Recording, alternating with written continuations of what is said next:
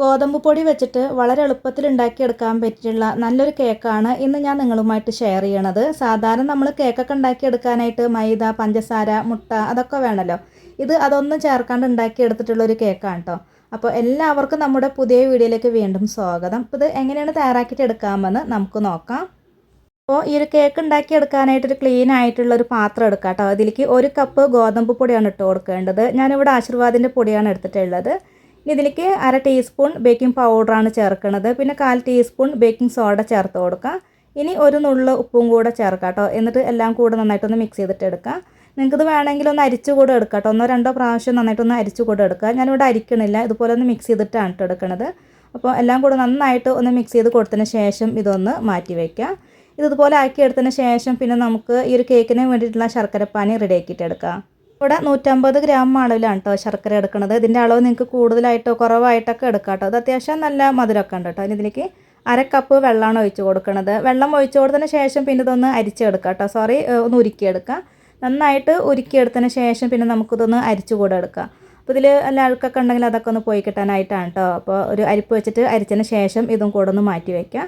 ഈ ഒരു ശർക്കരപ്പാനി നന്നായിട്ട് ചൂടാറണം കേട്ടോ. ചൂടാറിന് ശേഷം വേണം ഇതെടുക്കാനായിട്ട്. അപ്പോൾ അരിച്ചതിന് ശേഷം ഒന്ന് മാറ്റി വയ്ക്കാം കേട്ടോ, നല്ലോണം ഒന്ന് തണുത്ത് വരട്ടെ.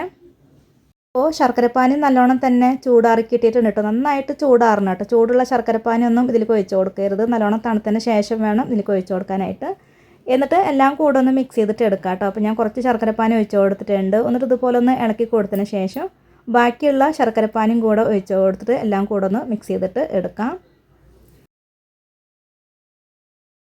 ഇതിലേക്ക് നമുക്ക് എസൻസ് ഒഴിച്ച് കൊടുക്കാം കേട്ടോ. വാനില എസൻസ് ഉണ്ടെങ്കിൽ അത് ഒഴിച്ച് കൊടുക്കാം കേട്ടോ. ഞാനിപ്പോൾ എൻ്റെ കയ്യിലില്ലാത്തത് കൊണ്ട് ഞാനിവിടെ പൈനാപ്പിൾ എസൻസ് ആണ് ചേർക്കുന്നത്. ഒരു 2-3 തുള്ളി മതിയാകും കേട്ടോ. വാനില എസൻസ് ആണ് എടുക്കണമെന്നുണ്ടെങ്കിൽ 1 ടീസ്പൂൺ അളവിലൊക്കെ ചേർത്ത് കൊടുക്കാം കേട്ടോ. അപ്പോൾ എസൻസൊക്കെ ഒഴിച്ച് കൊടുത്തിട്ട് നന്നായിട്ട് ഒന്ന് മിക്സ് ചെയ്തിട്ട് എടുക്കാം. അതിനുശേഷം പിന്നെ ഇതിലേക്ക് നമുക്ക് ചേർക്കേണ്ടത് ഓയിലാണ്. ഞാനിവിടെ ഒരു 1/4 കപ്പോളം സൺഫ്ലവർ ഓയിൽ ഇതിലേക്ക് ഒഴിച്ച് കൊടുക്കുന്നുണ്ട്. എന്നിട്ട് എല്ലാം കൂടെ ഒന്ന് മിക്സ് ചെയ്തിട്ട് എടുക്കുകയാണ്. ഓയിലൊക്കെ ഒഴിച്ച് കൊടുത്തിട്ട് എല്ലാം കൂടെ ഒന്ന് മിക്സ് ചെയ്ത് എടുത്ത് കഴിഞ്ഞാൽ പിന്നെ നമുക്കിതിലേക്ക് ചേർക്കേണ്ടത് പാലാണ് കേട്ടോ. അപ്പോൾ ഞാനിവിടെ 1/2 കപ്പ് പാലെടുത്തിട്ടുണ്ട്. ഇത്രയും പാലിൻ്റെ ആവശ്യമില്ല കേട്ടോ. 1/4 കപ്പ് പാൽ മാത്രം ഒഴിച്ച് കൊടുത്താൽ മതിയാകും. അപ്പോൾ ആദ്യം കുറച്ച് ഒഴിച്ച് കൊടുത്തിട്ടുണ്ട്. എന്നിട്ട് എല്ലാം കൂടെ ഒന്ന് മിക്സ് ചെയ്തിട്ട് എടുക്കുകയാണ് കേട്ടോ. അപ്പോൾ പാൽ ഞാനിവിടെ നല്ലോണം തിളപ്പിച്ചെടുത്തതിന് ശേഷം ചൂടാറിയിട്ടുള്ള പാലാണ് ഒഴിച്ച് കൊടുത്തിട്ടുള്ളത്. അപ്പോൾ ഞാൻ വീണ്ടും കുറച്ച് പാൽ ഒഴിക്കുന്നുണ്ട്. ഏകദേശം ഒരു 1/4 കപ്പോളം പാൽ മാത്രമാണ് ഇതിലേക്ക് ഒഴിച്ച് കൊടുത്തിട്ടുള്ളത്. അപ്പോൾ നമ്മുടെ കേക്ക് ബാറ്റർ ഇവിടെ റെഡി ആയിട്ട് വന്നിട്ടുണ്ട്. ഇനി നമുക്കിത് ബേക്ക് ചെയ്തിട്ട് എടുക്കാം കേട്ടോ. അപ്പോൾ ഞാനിവിടെ കേക്ക് ടിന്നിൽ ബട്ടർ പേപ്പറൊക്കെ ഇട്ട് കൊടുത്തിട്ടുണ്ട് കേട്ടോ. സൈഡിലും നടുവിലൊക്കെ ആയിട്ട് ബട്ടർ പേപ്പർ ഇട്ട് കൊടുത്തിട്ടുണ്ട്. അതിന് ശേഷമാണ് ഈ ഒരു ബാറ്റർ ഒഴിച്ച് കൊടുക്കുന്നത്. ഇത് മൊത്തത്തിൽ ഒഴിച്ച് കൊടുത്തതിന് ശേഷം ഇതൊന്ന് ടാപ്പ് ചെയ്ത് കൊടുത്തതിന് ശേഷം പിന്നെ നമുക്കിത് ബേക്ക് ചെയ്തിട്ട് എടുക്കാൻ കേട്ടോ വേണ്ടത്. അപ്പോൾ ഞാനിവിടെ എയർ ഫ്രയറിലാണ് ബേക്ക് ചെയ്തിട്ട് എടുക്കുന്നത്. എയർ ഫ്രയർ തന്നെ വേണമെന്നില്ല, ഓവനും ആവശ്യമില്ല കേട്ടോ. നമ്മൾ സാധാരണ വീട്ടിൽ ഉപയോഗിക്കണ നല്ല അടികട്ടിയായിട്ടുള്ള പാത്രം ഉണ്ടല്ലോ, അതിലൊക്കെ വെച്ചിട്ട് നമുക്കിത് ബേക്ക് ചെയ്തിട്ടൊക്കെ എടുക്കാം കേട്ടോ. അപ്പോൾ ഞാനിതൊന്ന് ബേക്ക് ചെയ്തിട്ട് കൊണ്ടുവരാം. ഇവിടെ 160 ഡിഗ്രി സെൽഷ്യസിൽ 30 മിനിറ്റോളാണ് കേട്ടോ ഇത് ബേക്ക് ചെയ്തിട്ട് എടുക്കുന്നത്. നമ്മൾ മൈദ വെച്ചിട്ട് കേക്ക് ഉണ്ടാക്കി എടുക്കുന്നത് പോലെയല്ല, ഇത് കുറച്ച് ടൈം എടുക്കും കേട്ടോ വെന്ത് കിട്ടാനായിട്ട്. പിന്നെ ഞാനിതിന് 10-15 മിനിറ്റ് കഴിഞ്ഞപ്പോൾ ഇതൊന്ന് എടുത്തിട്ട് ഇതിൻ്റെ മുകളിൽ കുറച്ച് ബദാം പരിപ്പൊക്കെ ഒന്ന് കട്ട് ചെയ്തിട്ട് ചേർക്കണം കേട്ടോ. നിങ്ങൾക്ക് ഇഷ്ടമുള്ള നട്ട്സോ സീഡൊക്കെ ചേർക്കാവുന്നതാണ്. എന്നിട്ട് വീണ്ടും വെച്ച് കൊടുത്തിട്ട് ഇത് ബേക്ക് ചെയ്തിട്ട് എടുക്കുകയാണ്. അങ്ങനെ ഒരു 30 മിനിറ്റ് ആയപ്പോൾ നമ്മുടെ കേക്ക് ഇത് നന്നായിട്ട് ബേക്കായിട്ടൊക്കെ കിട്ടിയിട്ടുണ്ട്. ഇതിൻ്റെ ബട്ടർ പേപ്പറൊക്കെ ഒന്ന് മാറ്റി കൊടുത്തതിന് ശേഷം നമുക്ക് കേക്ക് കട്ട് ചെയ്തിട്ട് എടുക്കാം കേട്ടോ. നല്ലോണം ചൂടാറിന് ശേഷം വേണം കേട്ടോ കട്ട് ചെയ്ത് എടുക്കാനായിട്ട്. ഞാനിപ്പോൾ ചൂടോടെ തന്നെയാണ് ഒരു കേക്ക് കട്ട് ചെയ്തിട്ട് എടുക്കുന്നത്, ടൈമില്ലാത്തത് കൊണ്ടാണ്.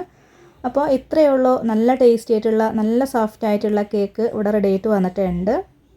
അപ്പോൾ ഇതുപോലെ ഗോതമ്പ് പൊടിയും ശർക്കരയൊക്കെ വെച്ചിട്ട് നിങ്ങൾ കേക്ക് തയ്യാറാക്കി നോക്കിയിട്ടില്ലെങ്കിൽ തീർച്ചയായിട്ടും ഒന്ന് ട്രൈ ചെയ്ത് നോക്കണം കേട്ടോ. നല്ല ടേസ്റ്റാണ് ഇത് കഴിക്കാനായിട്ട്. മൈദയും പഞ്ചസാര ഒന്നും ചേർക്കാത്ത നല്ലൊരു കേക്കാണിത്. അപ്പോൾ ട്രൈ ചെയ്ത് നോക്കാം കേട്ടോ. അപ്പോൾ ഇന്നത്തെ വീഡിയോ എല്ലാവർക്കും ഇഷ്ടമായിട്ടുണ്ട് എന്ന് കരുതുന്നു. ഇതുവരെ വീഡിയോ കണ്ട് സപ്പോർട്ട് ചെയ്ത എല്ലാവർക്കും ഒരുപാട് നന്ദി. നമ്മുടെ ചാനൽ ആദ്യമായിട്ട് കാണുന്നവരൊക്കെ ഉണ്ടെങ്കിൽ ഒന്ന് സബ്സ്ക്രൈബ് ചെയ്യണം. കൂടെ തന്നെ ലൈക്ക് ചെയ്യാനും ഹൈപ്പ് ചെയ്യാനൊന്നും മറക്കരുത്. പിന്നെ എന്തെങ്കിലും അഭിപ്രായങ്ങളൊക്കെ ഉണ്ടെങ്കിൽ അത് കമൻ്റായിട്ട് അറിയിക്കും കൂടെ വേണം കേട്ടോ. പിന്നെ അടുത്ത നല്ലൊരു റെസിപ്പി വീഡിയോ ആയിട്ട് വീണ്ടും കാണാം.